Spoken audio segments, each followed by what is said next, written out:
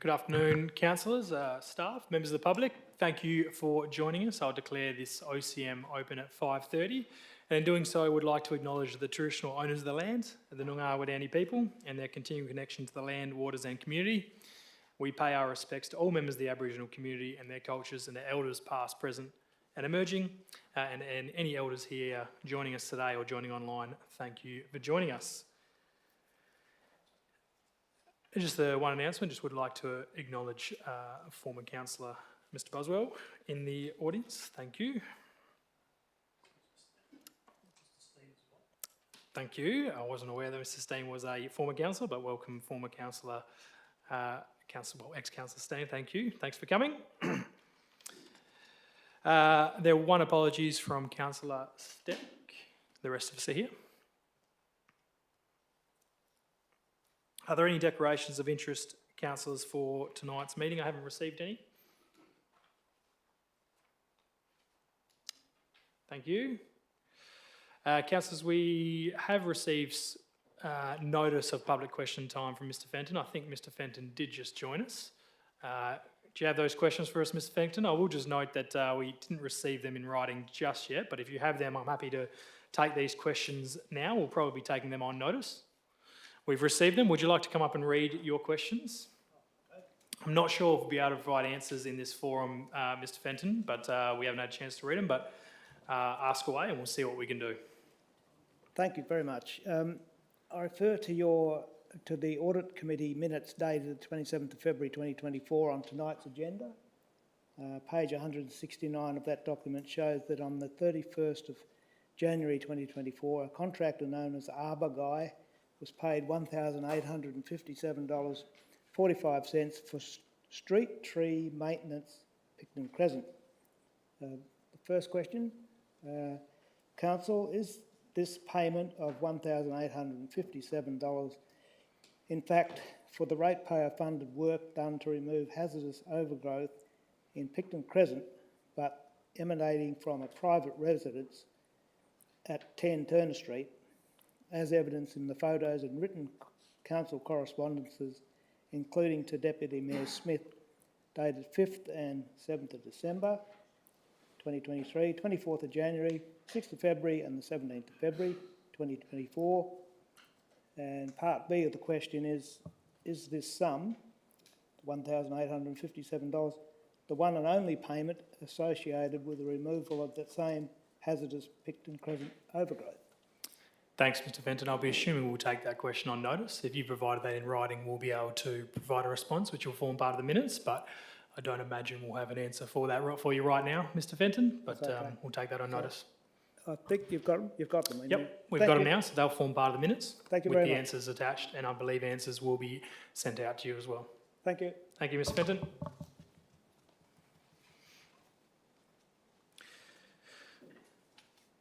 Councillors, we have minutes there of the previous meeting, 7.1.1. Could I have somebody move those minutes? Thank you, Councillor Kozseka. Is there a seconder? Thank you, Councillor Steele. All those in favour, please indicate.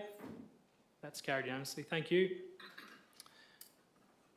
We also have the minutes there of both the Audit Committee meeting and the Policy Review Committee meeting. Is somebody happy to move those reports? Thank you, Councillor Kozseka. Seconder. Thank you, Councillor Steele. I'll put that. Those in favour, please indicate. That's carried unanimously. Thank you. Councillors, I don't believe we received any petitions or requests for presentations, but we do have 3 deputations. Rather than dealing with these one by one, councillors, we do need to vote that they are heard. I'll put that all these deputies can make their deputations. Those in favour of that, please indicate. Any against? That's carried. So to those gentlemen, when we get to your item, I'll call you up and you can make your deputation at that time. Dealing with tonight's agenda, councillors, we have a number here to come out. Obviously, we have a number of items here, but coming out of this stage 4 discussion is item 10.3.2, as that does require an absolute majority. Item 10.3.6, which we have a deputation on. Item 10.3.8, which we also have a deputation. 10.4.3, which is another deputation. And of course, we'll be dealing with the item under confidential cover as well, at 15.1.1. Is there any other items that would like to be taken out for further discussion? If that's the case, somebody happy to move the remainder of carried on block? Thank you, Councillor Steele. Is there a seconder? Thank you, Councillor Kozisek. I'll put that. Those in favour, please indicate. That's carried unanimously. Thank you, councillors. We will just deal with the agenda as printed from this point onwards. We'll work our way through it. So, councillors, we have item 10.3.2, which is the budget, February budget review. There is a recommendation there in front of us. Is somebody happy to move that executive recommendation? Thank you, Councillor Kozisek. Is there a seconder? Councillor Andrew, thank you. Is there likely to be any debate on this, councillors? If that's the case, I'll put this item. Those in favour, please indicate. This does require an absolute majority, and that is carried unanimously. Thank you very much. That item is carried. 10.3.6, councillors, is the first of the annual meeting of electors motion. We do have the deputation here from Mr Buswell. Thank you, Mr Buswell. And you have 10 minutes, thank you. Thank you, Mr Mayor, for the opportunity. Thank you, councillors. The matter regarding the city floral emblem has nothing to do at all with any of the statements, recommendations or comments or advice to this council in this agenda item 10.3.6. The motion endorsed at the public meeting by ratepayers, citizens and stakeholders was a recommendation for council to acknowledge a past confirmed motion by a previous council in the matter of the floral emblem, the Nuntia Floribunda. My first public request came back to me by mail. The written answer was from the previous CEO and stated that there was no financial resources or staff time to check previous council meetings prior to the current system, which is, of course, electronic. There are anomalies in the recommendation. For example, in the summary, a key consideration related to the potential endorsement of Nuntia Floribunda as a floral emblem for the city of Bunbury. A potential. It's already done. Well, I'm standing here tonight to tell you that the floral emblem is and has been accepted and endorsed by a previous council. I was there. I was the councillor that proposed it. And it still stands. Still stands today. Check your records. If you are going to be a forward, leading council with a robust government, check your past records. Check your past minutes and agendas. Why is this matter dragging on so long? Is it perhaps a misunderstanding of what the original motion or request was about? I'm sure. It must be. It's not about what we're talking about, you people are going to vote on tonight. It's nothing to do with that at all. It's about an agenda item that's already been passed by council and not acted on. There's no reason, surely, for council not to recall previous minutes or statutes. They are by law for safekeeping, for history references held by the city on behalf of ratepayers and citizens and government departments, like it or not. Nutsia floribunda, is the City of Bunbury's floral emblem. Look at the records. Go forward. Act. I have with me, Mr Mayor, a statute of declaration if you require. Thank you. Thank you, Mr Boswell. Councillors, we have a executive recommendation in front of us. Do I have a mover for this recommendation? Councillor Andrew, is there a seconder? Councillor Turner? I'm guessing there may be some level of debate, so Councillor Andrew, I'll pass to you. I'll just reserve my right for the moment. Thank you, Mr Mayor. Thank you, Councillor Andrew. Councillor Turner? This makes it a bit hard because we're only allowed to vote on what's actually in front of us until such times any records come forward that it is being voted on previously. Is there a potential to change the executive recommendation? We have an executive recommendation, Councillor Turner, which you've moved there. If there's an alternative recommendation, that can obviously be entertained, but I'll put that to the floor when we move to that. If there's a speaker against who might want to propose something, we can deal with that, Councillor Turner. If there's a question asked, we can take a question as well. Well, can I ask to have that happen? Or So what kind of question, or what are you considering there, Councillor Turner?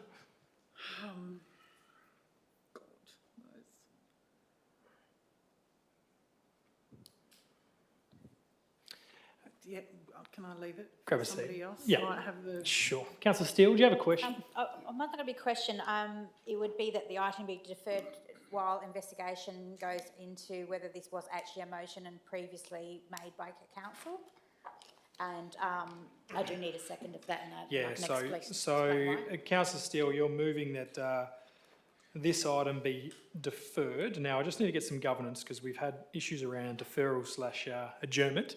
So I might just ask the CEO to just get through governance that you'd probably be moving that this particular item be adjourned would be the correct way, but CEO, just ask that.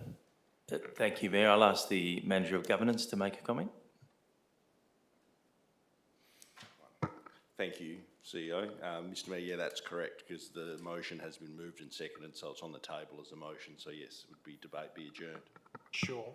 So for councillors, I'll just see if there's a second for that, and before we go any further, Councillor Steele has moved and adjourned? Sure. So councillors, with this, and the reason we just, for those watching as well, we have sometimes been not entirely correct with deferrals via adjournments. Because this is now on the table, it can be adjourned.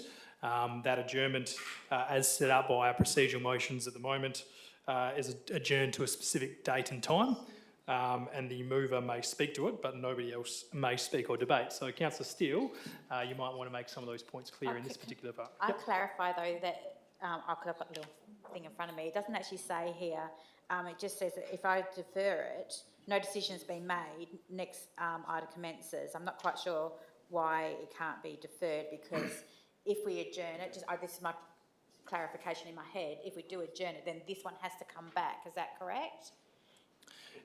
Councillor Steele, it is, but the adjournment, if it's Right. adjourned and we have some more I'll information. explain why that I totally agree with the previous councillor Buswell, because once upon a time I did ask, once we went about our minutes, when we shifted to our new platform of our website, once upon a time we did used to be able to go back and look at all our minutes and all things, and I was told once upon a time that that was going to happen with our new website, which hasn't happened, and this might have made making our decision much easier for us tonight. So I know I'm slipping in something else as well, but that's one of the reasons why I would love our website to be updated, so we could see our previous minutes and agendas on there as well. And I think that we do need further clarification that because we can't vote against a motion, I think that's already been acted upon, and has already been a decision has already been made within our council, and then we're going to be going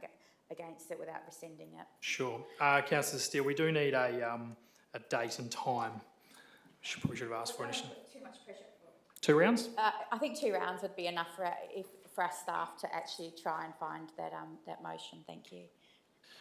There's no further debate, Councillor Gaspar. I asked dying for, if it's a question on adjournment, I'll take it, but we can't have any further debate on this item. So I'll take a question if it's just about adjournment. Otherwise, we're going to vote on adjournment, and if it is, we continue.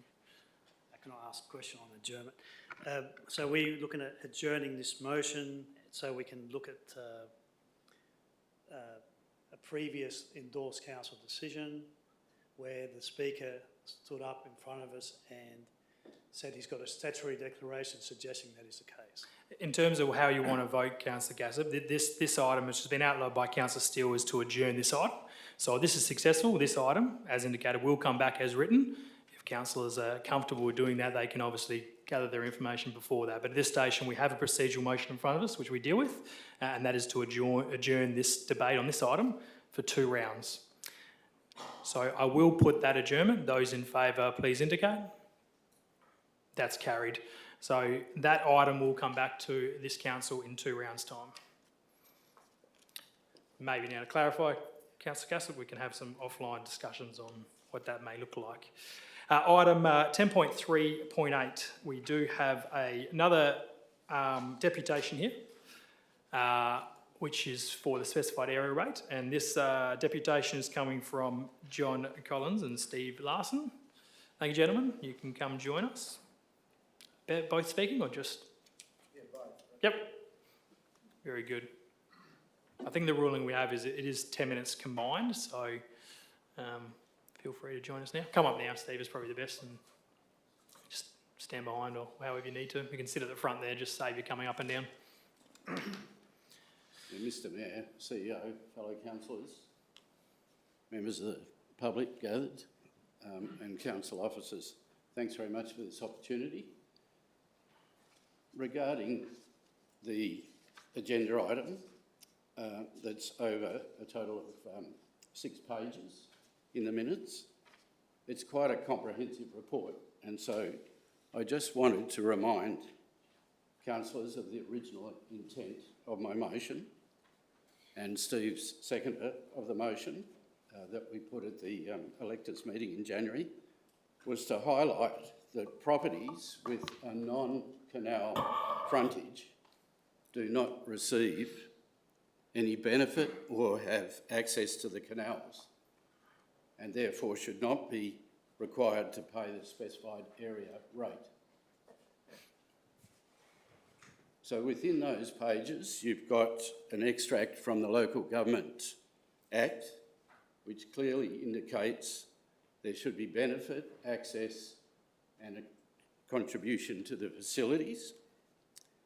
But that's not the case for those on dry lots or non-canal frontages.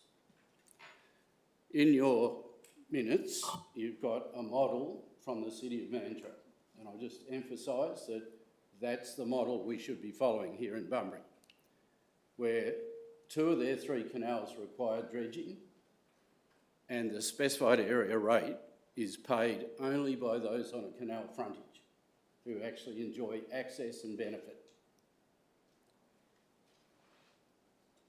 So please, councillors, don't overlook the fact, this important fact, that the benefit and access is enjoyed by those with canal frontage.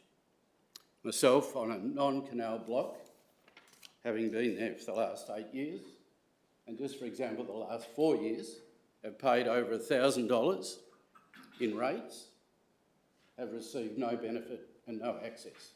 Not even had a swim in the canal, for example.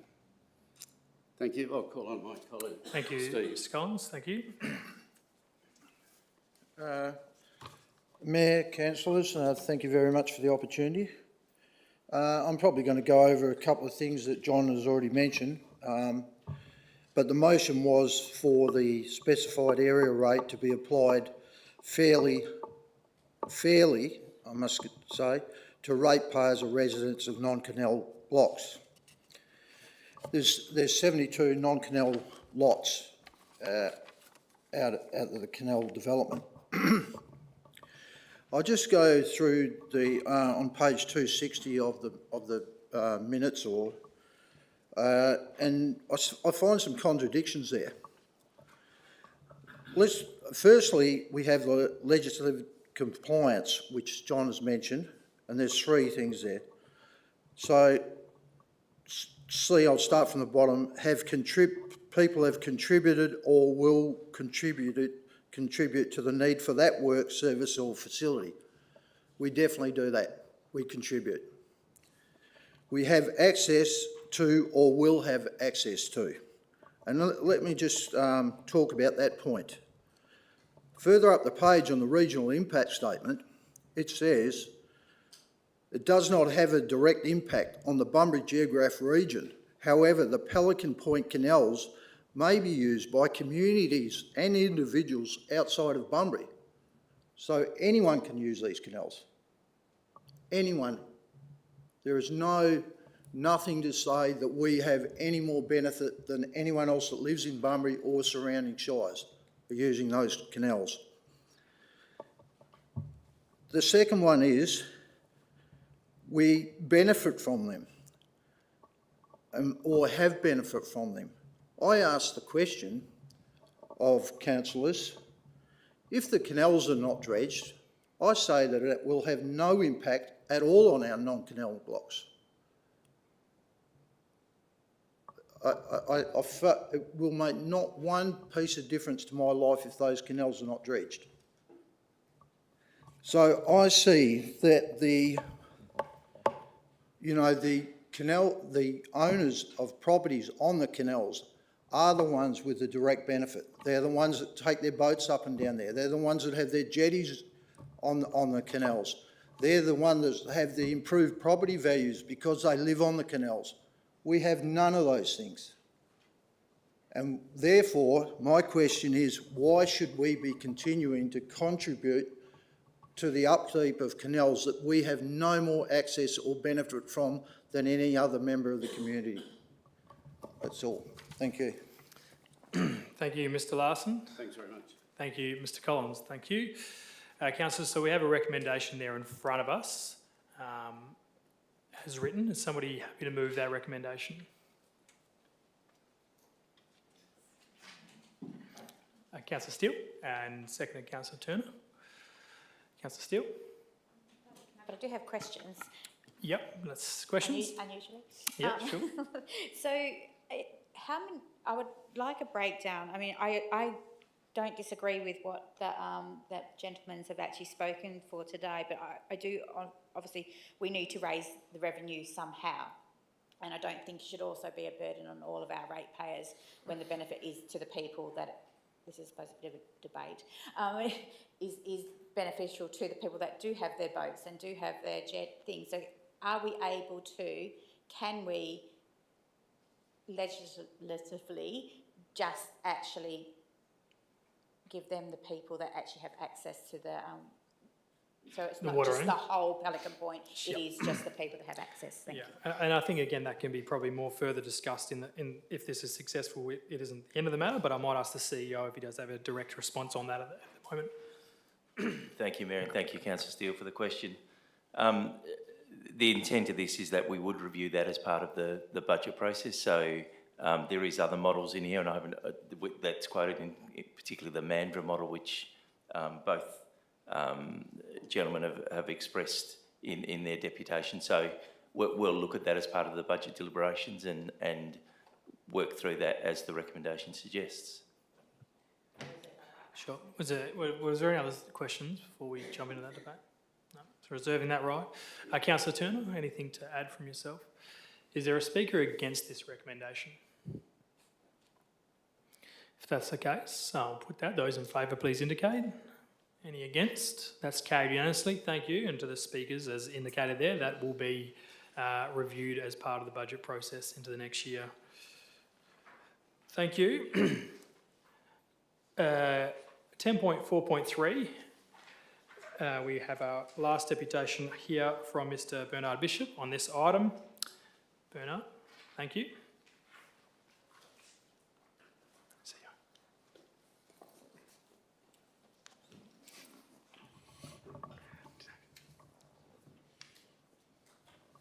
Mr. Mayor, and councillors, CEO and staff, I have concluded to speak against point 2 of the executive recommendation. I feel that the opportunity to bring up the story of the beginning of Bunbury is too good to miss.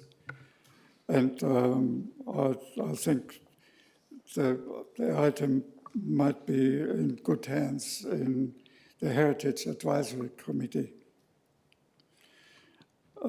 In my question to the AGM, I alluded to opportunities arising from the historic site at the western end of the Frank Buswell foreshore. The historic significance gives the site potential as a tourist destination. My motion was about the possibility of developing this historic site into a tourist destination. Imagine a nice boat trip from the Pat Usher promenade across the water to stop 1 at the memorial site. From there, another stop to the mangroves, where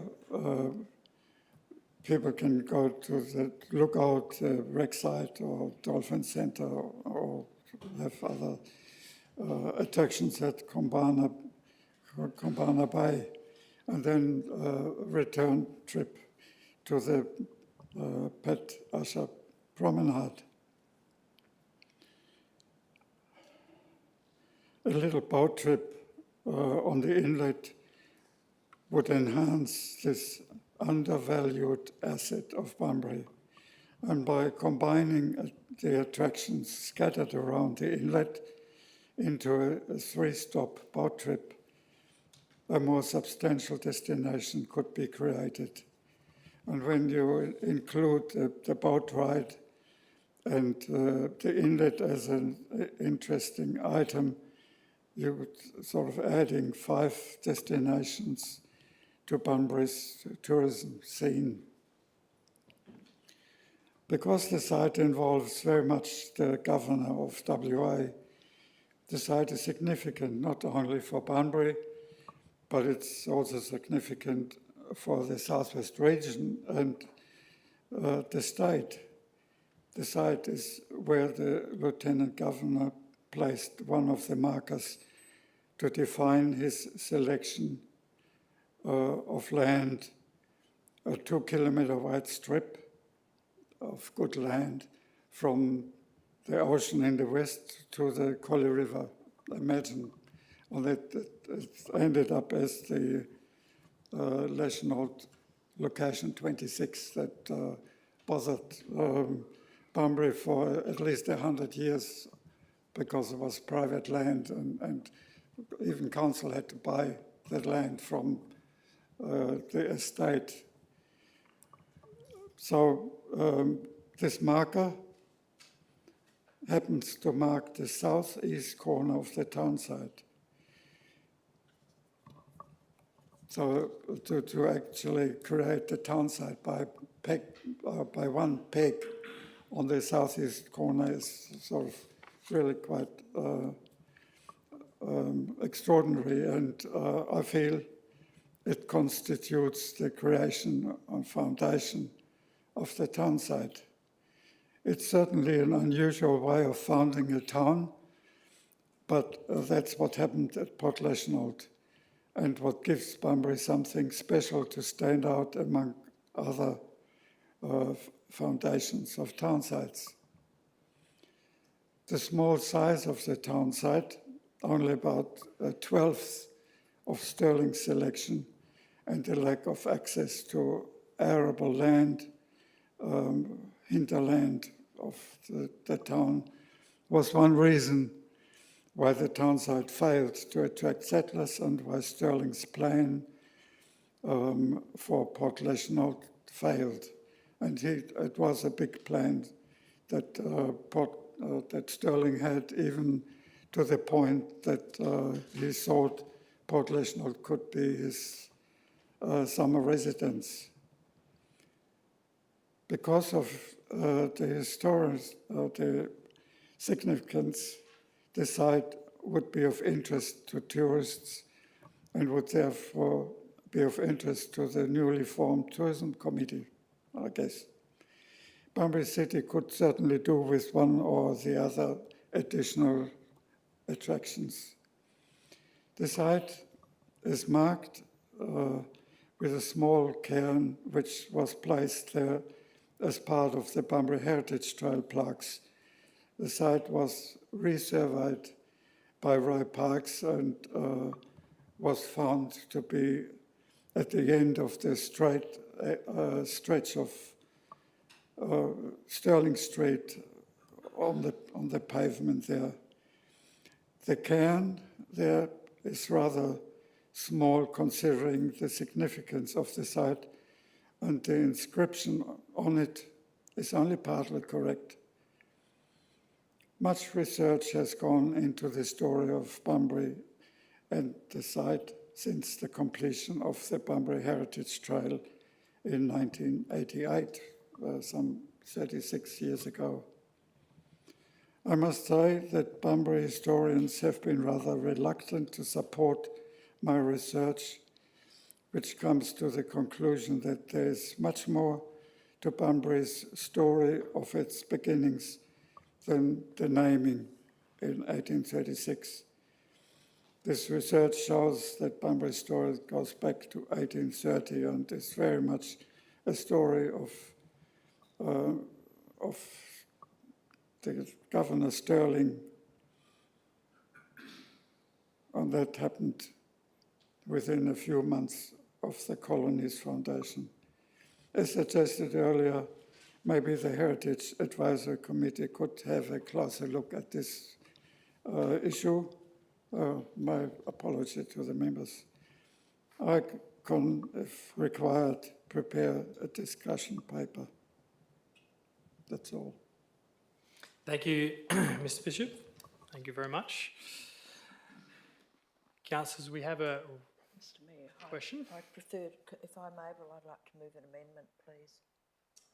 An amendment? Yep. What's your amendment, Councillor? My Deputy amendment Mayor Smith? is that this matter be referred to the Heritage Committee for investigation and resolution with a motion to come back to council. Okay. Sure. Just 1 second. Because it's not against the executive recommendation.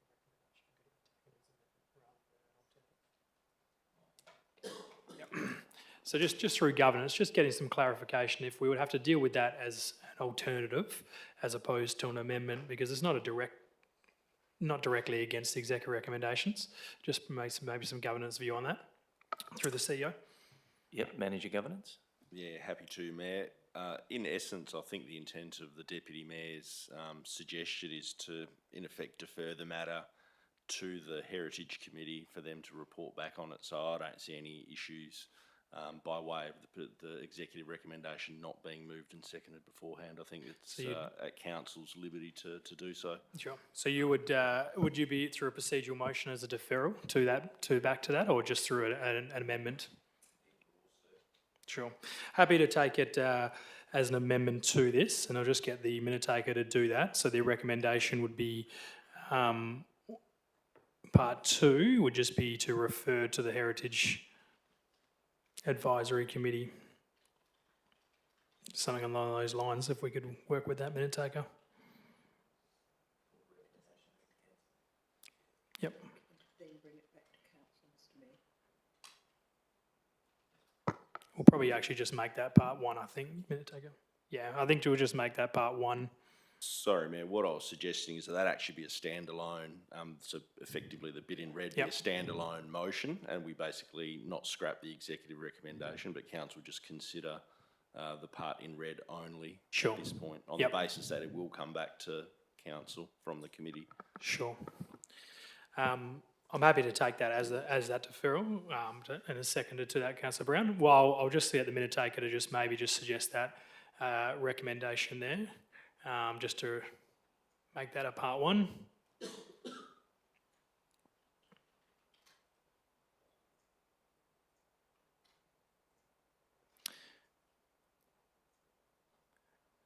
And just for governance, how does that fit under being executive recommendation? Is that fine, or does it have to be a?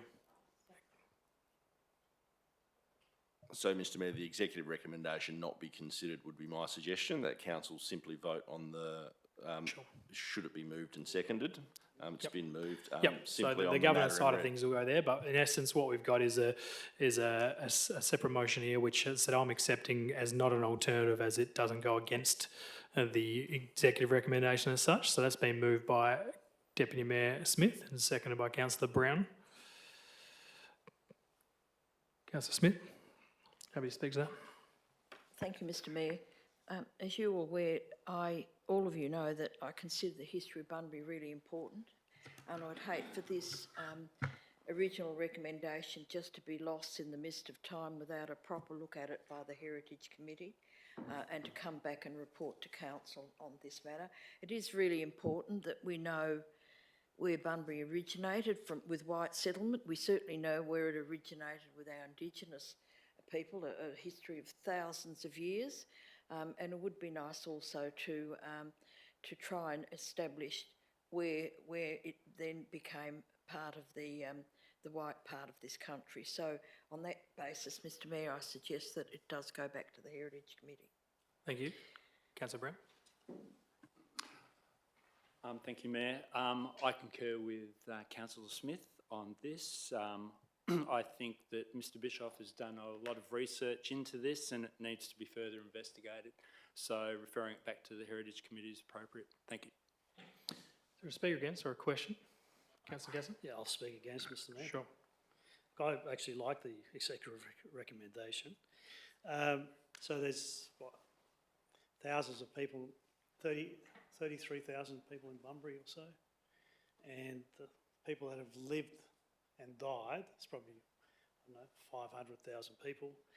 I believe Governor Sterling's already had the recognition, and we should start looking at perhaps recognising other people. Councillor Steele quite often says, how about some females? I would suggest we start looking at some female contributors to society. I feel this is going to be just, maybe it sounds rude, just wasting time.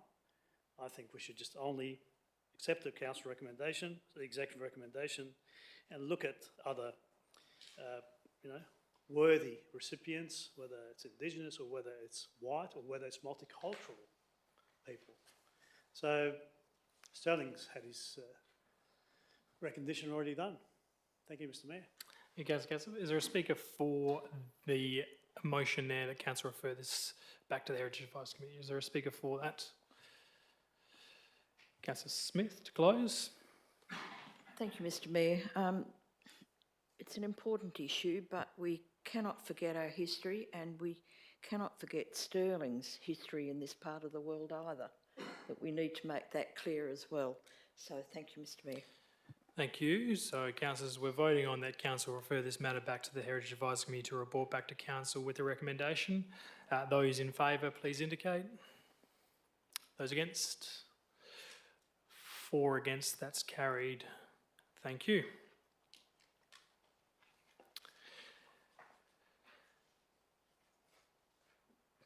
Councillors, we have 2 applications for leave there. Councillor Steele is seeking leave. Those in favour? Thank you, Councillor Andrews. Seconder for the leave. Thank you, Councillor Brown. Those in favour, please indicate. That's carried. Thank you. And Councillor Ramesh is also seeking leave. Councillor Andrew, even quicker. Seconder for that. Councillor Steele, thank you. I'll put that. Those in favour. That's carried. Thank you. So we do have an item here that deals with some confidential nature. Could I have somebody move that we move behind closed doors? Thank you, Councillor Steele. And a seconder. Somebody second. Councillor Andrew. I'll put that. Those in favour. That's carried. Thank you. So members of the public, we just still have an item to deal with that has some confidential commercial value to it. So I'll ask you to leave the room at this stage. Sure.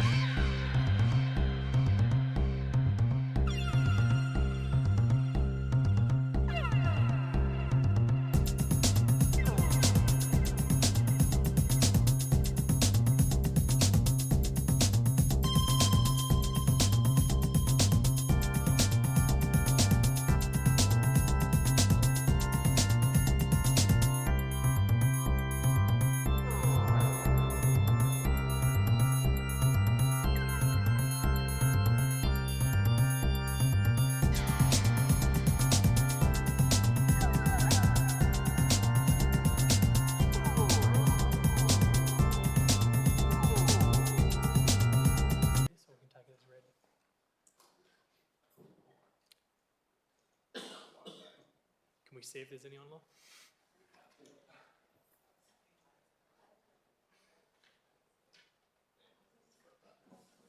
It was moved by councillor Gassip as well, minute taker.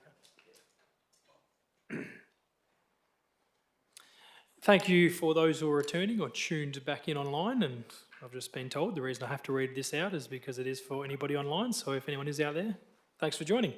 While we're behind closed doors, the council had an executive recommendation which was moved by councillor Gassip and seconded by councillor Steele. I thought it might be Andrew, but that's okay.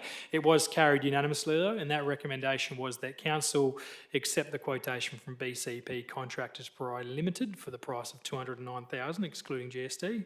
And point two, it delegates power and authority to the CEO to negotiate and agree with BCP Contractors Pty Limited minor variations in accordance with the purchasing council policy, subject to being sufficient funds available within the approved expenditure budget.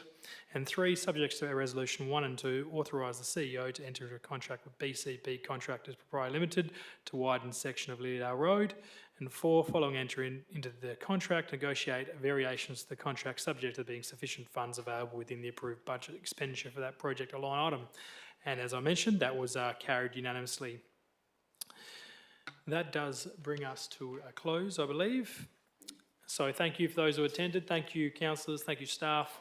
Thank you, members of the public. Hope you enjoy your evening and the rest of your week. Thank you. Declare this meeting closed.